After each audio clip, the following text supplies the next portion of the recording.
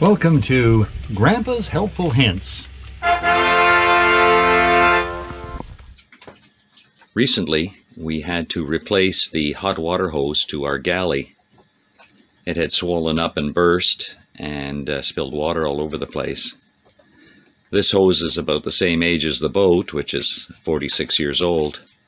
So it served its purpose. But unfortunately, there are newer products out there, and it was its time to get replaced. Now the problem with this is that you can buy hot water hose made out of silicone, and that's about 20 bucks a foot.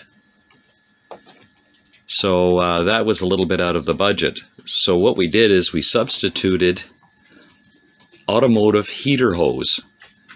Now the water that goes through this hose is generally 200 to 210 degrees Fahrenheit, or 100 degrees centigrade. So it'll more than do the job, and it's actually a little bit thicker and better than the original hose that was there. So that's a good substitute, and that was, I think, about 95 cents a foot. So compared to 20 bucks a foot, this was a very inexpensive alternative, and available at any automotive store. I'm sailing